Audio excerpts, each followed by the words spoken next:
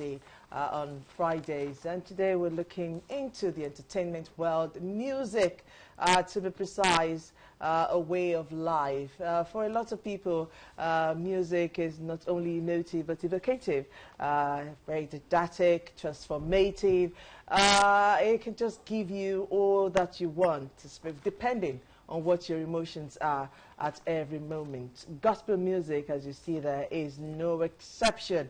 As a matter of fact, like culture, like tradition, music is a way of life. Let's delve into it more now with our guest, who is a gospel artist. Of course, we saw his video there. Adigwe is his name, and he's here with us in the studio here to talk about music. Good morning and welcome to the show. Good morning. It's my pleasure to be here. I'm so excited. Thank you very much for having me. Thank you. So we're talking music, but your brand of music, your genre is gospel. Why gospel? Yeah, because I just took that decision that I have to impact life. I needed to do, to be in a space that will give me that latitude, all right, to try as much as possible to impact people positively. And gospel space provided that avenue, so that's why I went into gospel music. Yeah. Now, you know, so many people think that with music you can reach you know, a large audience, irrespective of whether or not they understand the language you speak, or you know, whatever it is you're depicting in your music. Music cuts across. Yep. For you, what has the experience been? How did you come into music? A lot of people say, oh, I started singing in the bathroom. I started singing when I was 4 years old. I started singing in my mother's womb. So for you, did you find music, or did music find you? Well, I think music found me because it's what I take as passion. Okay. It has always been in me. Growing up as a child, I had a lot of experimentations with music, but doing it at this commercial scale was what I felt I needed to do to give back to God for all He has done in my life. So I needed to also put out my story there in music to encourage those that might be going through what I have also gone through. You know, the level of hopelessness that gives you that false belief or illusion that you can never make it in life. And somehow, God is just using every single failure to move you closer to where He wants you to be. So I think music found me because I play instruments. So it has always been there that at some point, I'll break out and do exactly what I'm doing now. Breakout, you said. I mean, going through your profile here, there's so much, your background in administration, in economics, you're a part-time lecturer, you were in banking, and your breaking out was into music. I mean, lots of people would wonder, at what point did you make that shift, and is it lucrative? Well, for the gospel space, you really wouldn't want to focus on the financial gains. What I've come to realize is that God may not necessarily bless you from the music you're doing, but He opens up other doors, all right, from where you would sustain, because the project, where you sustain the project. All right, like I said earlier, I took stock of my life, how everything has gone, and I just needed to inspire people. I just needed to inspire people. I knew that this is exactly what I wanted to do. In most of my songs, I was actually telling my stories. So that whoever is going through the same problem will see that, God will not fail. It's only going to happen at His own time. You see, the challenge we have is that we tend to give God our own standard. Okay, I must graduate at 22, I must marry at 23. That may not be God's plan for you. Right. So if you're not graduating at 22, you're already saying God has disappointed me, or God has failed me. If you're not married at 23, maybe you see your peers, they are all in their husbands, or they all have their family. You say God has failed you. You just allow God, okay, perfect what he wants and what is best for you. Okay. So that's what my music is all about, love and hope. Right, your music is all about love and hope, but again, rarely do we do music in this part of the world or anywhere at all in the world without looking at the commercial gains. Yeah. You talked about that earlier, that you started doing music commercially at some point in time. So let's look at the challenges of doing music commercially, even though we know that, yes, we get informed, we get entertained by music. But then for you who is doing music, at least you need to put back money into your pocket. So what are some of those challenges that you faced or you're still facing that people can actually take a cue from? Okay, I think the first barrier you need to breach is acceptance. Whatever material, whatever content you're putting out, first of all, you need it to be accepted by the audience. Now, once that is done, then you now move to the next level, okay, of having engagement that would reward you financially, or having materials that you can actually put out and people will see value in them and will be willing to part with their hard-earned money, you know, to get. But that might be the general view, which, of course, I'm very much familiar with. But, you know, I know it will come, but I'm not actually focusing on the music that I'm doing to give me the kind of reward that will sustain it. I just believe that as I'm doing it, I'm getting comments, I'm getting feedbacks, you know, people come on my handle to say I was down at some point, someone gave me your song, I listened to, and I got inspired. So that is more fulfilling than getting monetary. Very fulfilling, very fulfilling. In short, there was this song, Jesus Never Fail, that aired on LTV.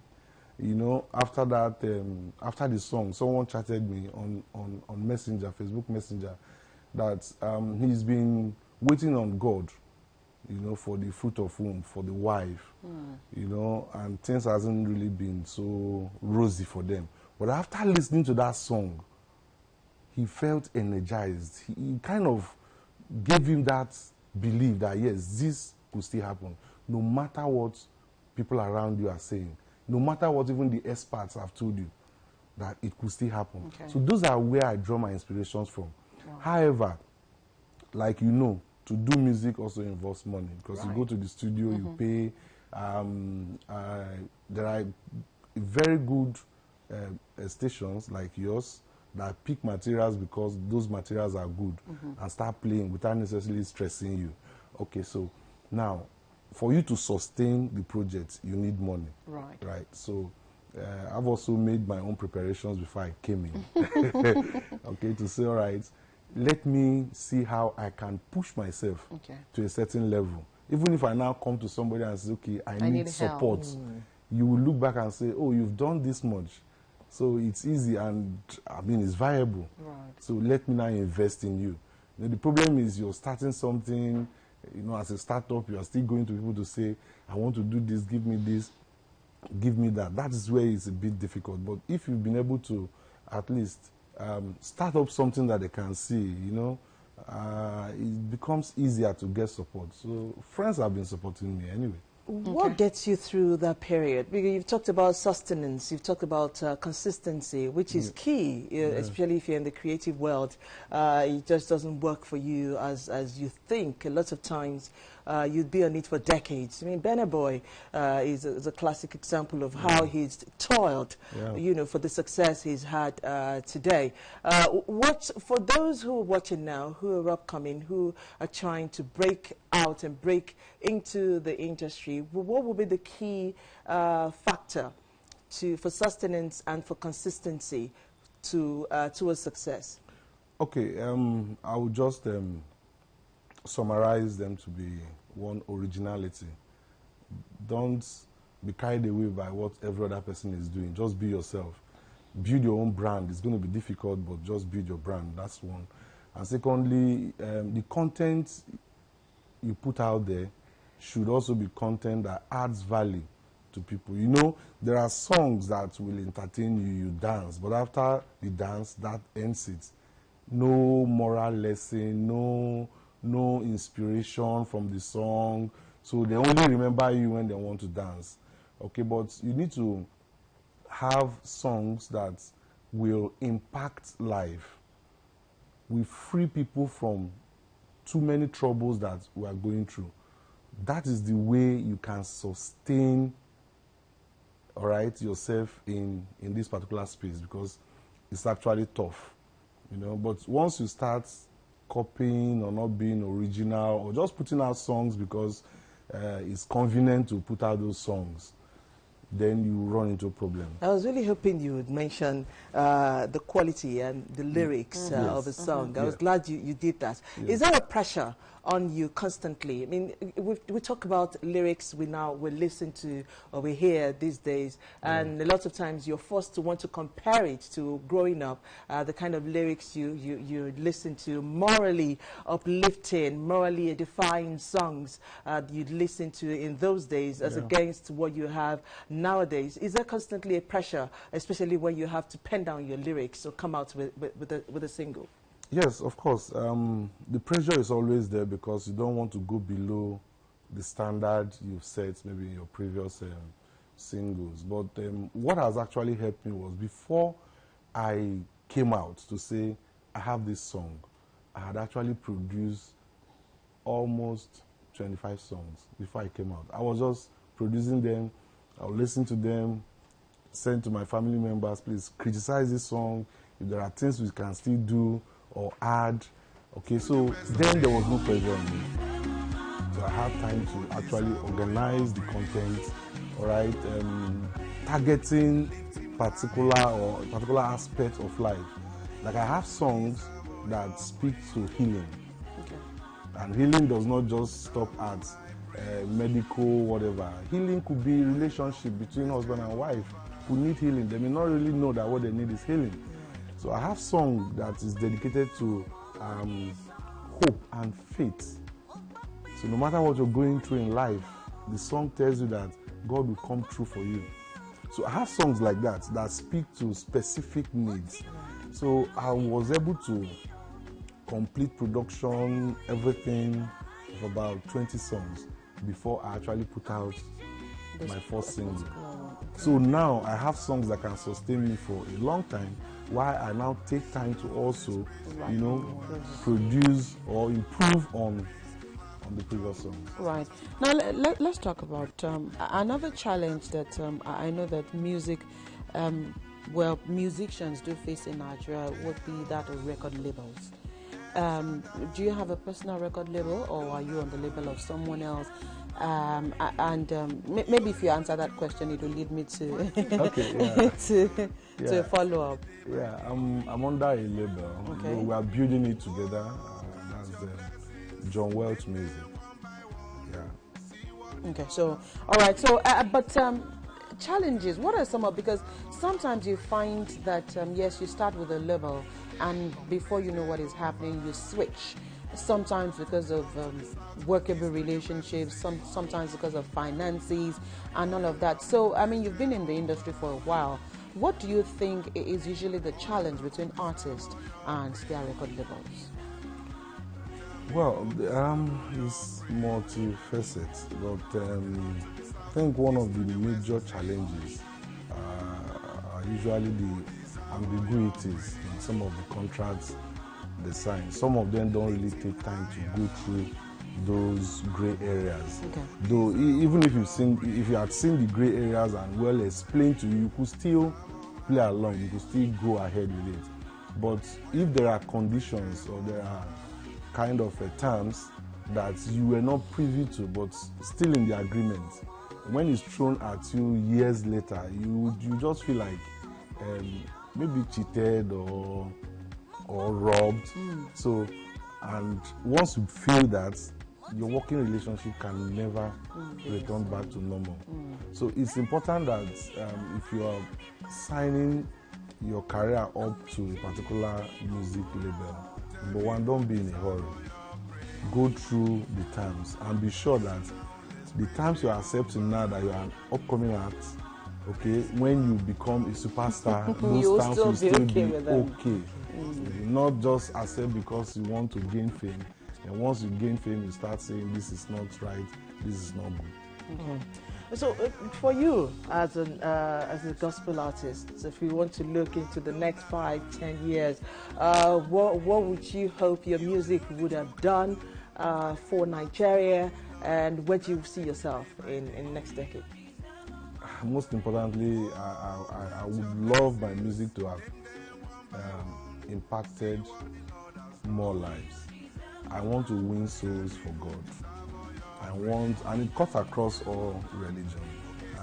The way I structure my song, you will be able to enjoy and at least pick out the lyrics and use it, okay, the way it affects you. What I'm focusing on majorly is that I impact as many people as possible in the positive sense. That is my mission. For people and for yourself in the next 5, 10 years, where do you see yourself? In the next 5, 10 years, I still want to see myself doing better things in the industry, and also helping the younger ones also, avoid the pitfalls in the industry, and also to help them stand strong. Any collaboration? Are you looking at collaborating with any gospel artists now, or have you? Yes, I have a collaboration with a Ghanaian, Joe Boampong. Okay, together we did a Call to Love. The song has been released online, but I think we should be shooting the video before the end of April, all right, so that it can actually go on TV.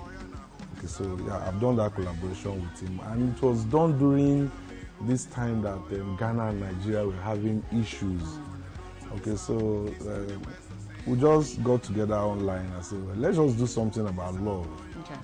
Because the whole essence of this life, no matter what you amass as wealth or whatever, they are all vanity. The whole essence of life is for us to help one another, love one another. That's actually what you have as an asset when you leave this world. So we just got together, did this song, and it will soon come on air on TV. And let's take a look at the relationship between studio recording and live audience. Sometimes that is always too much for artists to handle, because when you are in the studio, you have backups, you have all of the buttons to press, and then you harness your voice. And sometimes when you listen to someone outside the studio, you're wondering, oh, is that truly that person, right? So how best is it to manage, to transit from studio recording to live production, stage performances? Okay, well, as much as possible, even though we have softwares that would kind of enhance your voice, as much as possible, just let them be less distortion to your voice, so that whenever you sing, whether live or in the studio, somebody can actually connect the voice. So it's not been a challenge for me, because like I said, I knew I just have to be original. Okay. If this key doesn't work for me in the studio, I will tell you, no, I can't sing to this key. Just change This is the key that I'm comfortable with. So that when I'm also playing live, I tell my guys, this key is the key I'm going to sing on. So. Okay. All right. Okay. Before we wrap up, I know that there are people who are listening to you now, watching you this morning, and have a passion for music, or have the dream of wanting to also do music. What would be your advice for them this morning? What would you want them to take to hold dear towards achieving their dreams?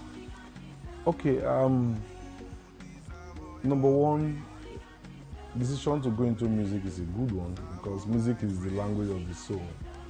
So you have to de-emphasize this quest for money, fame, maybe with your first single.